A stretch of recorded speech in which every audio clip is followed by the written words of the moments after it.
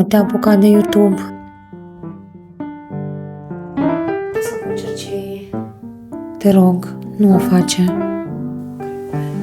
E mult, e periculos. Oamenii te vor judeca. Sau, și mai rău, nici măcar nu te vor vedea. Nu voiai tu să ai mai mult timp liber?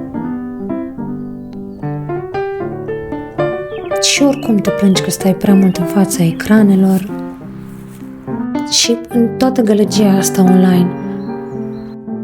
Cu ce ai putea să vii nou? Da, asta mai lipsea. Dacă o să pierzi timpul degeaba, poate că totuși alegi un drum mai serios.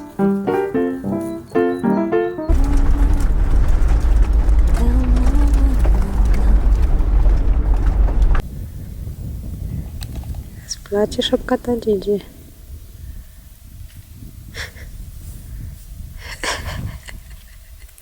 Soț! Mai aproape an de an, zăpadă pe aici. Aici tot timpul zăpadă. Sunt ani când persistă, sunt ani când nu persistă, dar de nins ninge.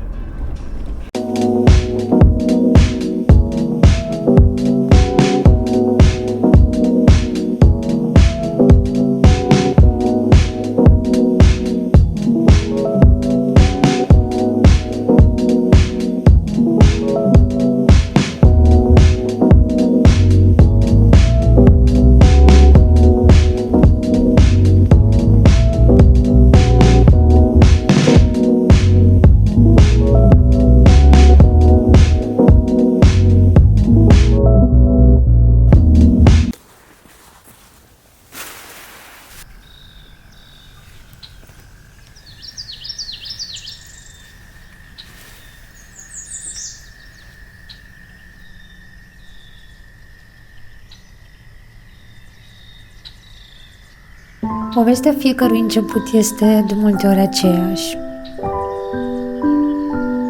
O idee trăită de nenumărate ori în minte,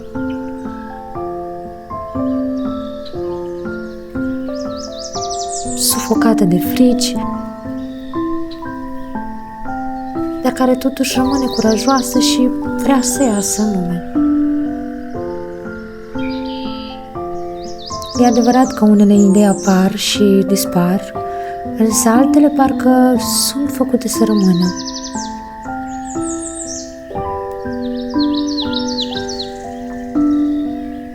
Și crezi în tăcere până într-o zi când te trezești că sunt o parte din tine și nu le mai poți evita.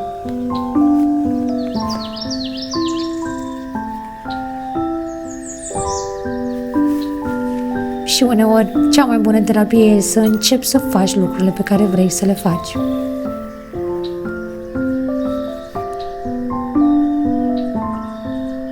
Și începi nu pentru că e ușor, ci pentru că e necesar.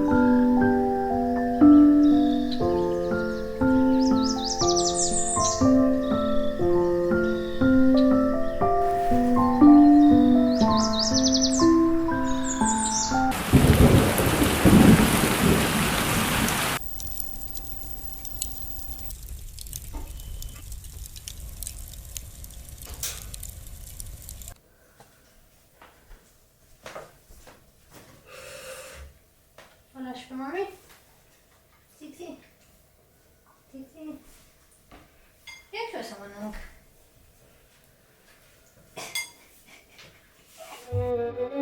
Și un adevăr simplu, dar eliberator, cei din jur nu ne privesc atât de critic cum ne imaginăm noi. Fiecare este prins în propria lui viață. Poate pentru unii vei fi o sursă de inspirație, pentru alții doar un gând trecător din acele mii care le traversează mintea zilnic. Și asta e perfect în regulă.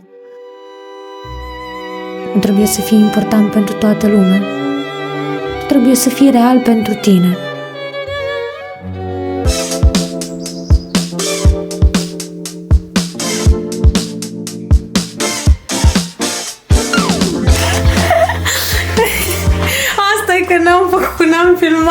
Pe flori, cred că actorul prestează degeaba.